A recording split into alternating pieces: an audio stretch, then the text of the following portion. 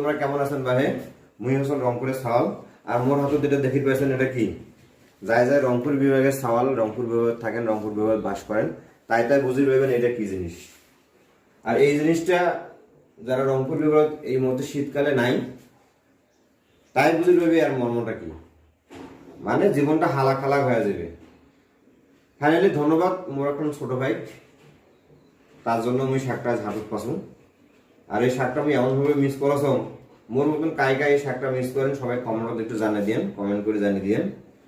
আর এই শাক রান্না করলে আর যদি আলু ভর্তা হয়, যে খানকোনা খাইবেন কয়ার শেষ করি পারবেন। তোমরা সবাই দেখেছেন যে মোর হতো যেটা কি শাক, একটু ক্যামেরা দেখাই। এই শাকটা হচ্ছে নাপা শাক। যদি সাথে আলু ভর্তা হয় তাহলে বুঝবেন এই শাকের মর্ম কত। এই শাক রান্না করি খায়া রংপুর বিভাগের বাদেও যায় যায় এই শাক খাইছে, তাই এই শাকের প্রেমে পড়ে গেছে।